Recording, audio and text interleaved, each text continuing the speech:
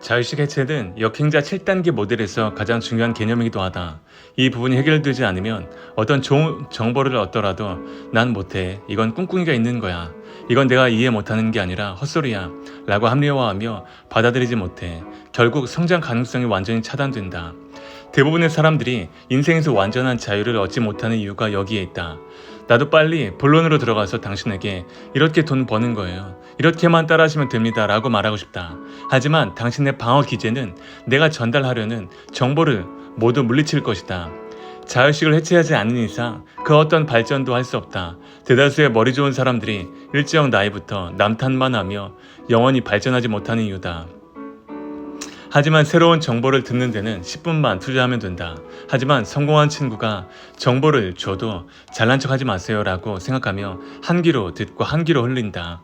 자의식은 본인보다 잘난 사람에 대한 거부감을 느끼고 그의 정보를 밀어낸다. 경제적 자유에 이르는 책을 권해도 아무리 책을 읽어도 안 되는 사람은 안 되더라고요. 라고 핑계를 대며 밀어낸다. 사실은 본인의 독해력이 부족하고 머리가 나쁜 것이다. 이걸 인정하고 독해력을 어떻게 증진시킬지 고민해야 되는데 자의식은 내가 멍청하다는 걸 인정하기 싫어 합리화를 하며 회피한다. 어떻게 그렇게 잘하냐고? 내가 그랬기 때문이다. 책 읽기는 길어야 하루 30분만 투자하면 된다. 한 권의 책으로 완전히 인생이 변할지도 모르는 일이다. 하지만 사람들은 자아가 약간이라도 손상될까봐 온갖 변명을 대며 책 읽기를 피한다. 돈을 버는 실질적인 방법론을 눈앞에서 가르쳐줘도 저는 돈보다 중요한 가치가 있다고 생각해요. 안 알려주셔도 돼요 라고 우화를 떤다. 누구보다 돈을 원하고 돈 때문에 인생의 자유를 박탈당하고 때로는 돈 앞에서 치사한 행동을 하는 사람조차도 하지만 본인이 이런 모순된 사고를 한다는 것을 인정하지 않는다. 대다수의 사람들은 자의식의 꼭두가시 줄에 놀아난다. 이 끈을 잘라내야만 자유로 전진할 수 있다. 자의식은 인간에게 필수적인 심리 기제지만 자유로 가는 거의 모든 길목에서 사람들을 방해한다. 이번 챕터에서는 역행자 7단계 모델 중 첫 번째 자의식 해체를 알아볼 것이다. 이런 경우를 생각해보자. 지수는 천재 과학자가 만들어낸 인간형 로봇이다. 외모는 진짜 인간과 구분할 수 없을 정도이고 스스로 생각할 수 있는 힘이 있어 자아를 성찰하기도 한다. 고난과 역경을 겪게 되면 지혜를 발휘해 문제를 풀어나가며 성취감과 행복감을 느낀다. 지수는 당연히 스스로를 특별한 존재라고 여기고 자신이 인간이라 믿는다. 그러던 어느 날 충격적인 장면을 목격하고야 만다. 자기와 똑같이 생긴 수많은 로봇과 로봇 개발자의 컴퓨터를 보게 된 것이다. 컴퓨터에는 이런 플랜이 써 있었다. 모든 로봇은 지능을 갖도록 설계한다. 모든 로봇은 문제를 만나면 고통을 느끼고 문제를 해결하면 기쁨을 느끼도록 설계한다. 이런 기억들이 쌓여서 점차 자아를 갖도록 설계한다. 지수는 설계 플랜을 보고 큰 충격을 느낀다. 하지만 시간이 흐르면서 점차 마음이 진정되기 시작한다. 그래, 나는 거기에 누워있던 다른 로봇들과는 달라. 나는 창조자의 의도가 무엇인지 잘 알고 있잖아. 나는 경험을 바탕으로 계속 진화하는 인격체라고. 그러니 나는 특별한 존재야. 그러나 지수가 보지 못했던 하나의 다른 플랜이 더 있었다. 만약 로봇이 자신의 정체를 알게 되는 경우 난 더 특별해 라고 느끼도록 설계한다. 자아가 붕괴되지 않도록. 인간도 지수와 다름없다. 유전자가 정해놓은 본성과 환경의 지배를 받는다. 동시에 위기에 흔들리지 않도록 스스로 보호하도록 자의식도 탑재한다. 이러한 초기 조건에서 자유로운 사람은 없다. 신은 사람들에게 수많은 일생일대의 기회를 주지만 자의식의 방해로 모든 기회를 날려버린다. 난 돈이 없어도 행복해 라고 끊임없이 자위하지만 항상 어떻게 돈을 벌지 걱정하고 자신을 고용한 윗사람이 능력에 맞는 월급을 주지 않는다고 욕하며 밥을 사 먹을 때마다 가격표를 보면서 걱정한다. 인정해라. 그래야 그 다음부터 발전이 일어난다. 자의식에 대한 실제 사례를 얘기해보겠다. 내가 진행하는 주요 사업은 심리상담, 전자책 발간, 마케팅 등이다. 재회상담이라는 아이템으로 처음 창업해 이 분야에서 10년째 국내 1위를 하고 있다. 주로 고객이 여성이었으므로 여성 입장에서 이야기를 하겠다. 실제로 연애 관련 상담을 해보면 제일 안타까운 사람들이 있다. 바로 자의식이 강한 사람들이다. 이들은 자신을 너무 사랑한 나머지 그 어떤 상처도 받으려 하지 않는다. 이성에게 사랑받고 싶어 하면서도 상처가 두려워 만남 자체를 피해버린다. 사랑받고 싶은 마음도 자의식 때문에 생기는 것인데 정작 지나친 자의식 때문에 사랑의 기회를 날려버리는 것이다.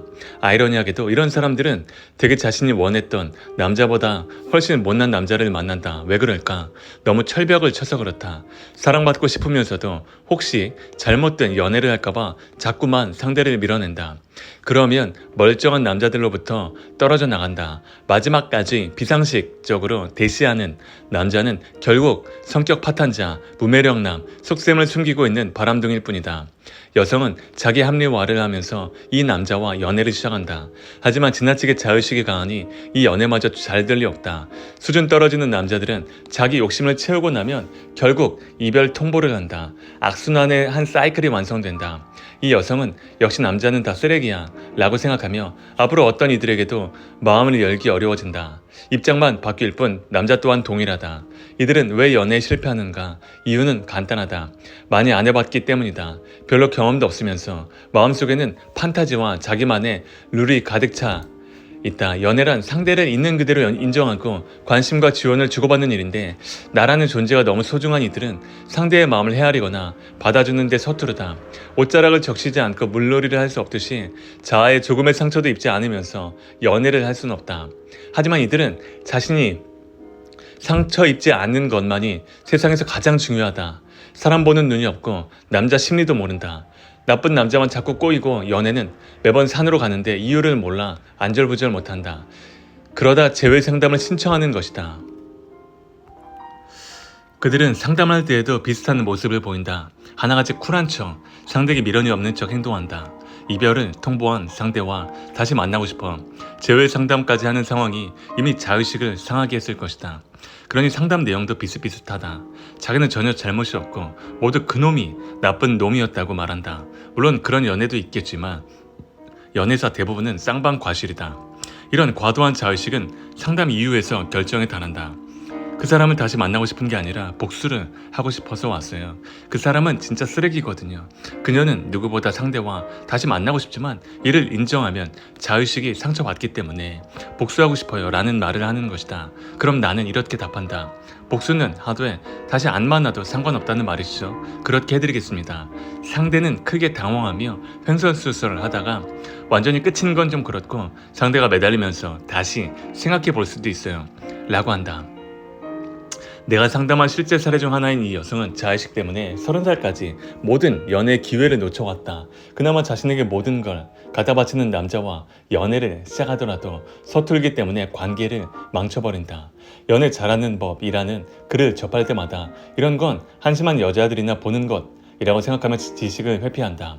스스로 관계를 망쳤음에도 이를 인정하지 않고 남탓만 시전한다. 그리고 남자에 대한 트라우마가 있다고 말하며 그 어떤 남자도 만나지 않는다.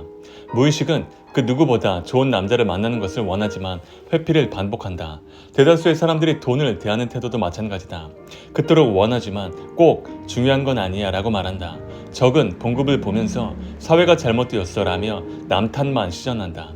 돈에 대한 지식이 눈앞에 있더라도 이건 천박한 사람들이나 보는 거야 라며 회피한다. 과잉 자의식으로 모든 기회를 놓친다. 회피만 반복한다.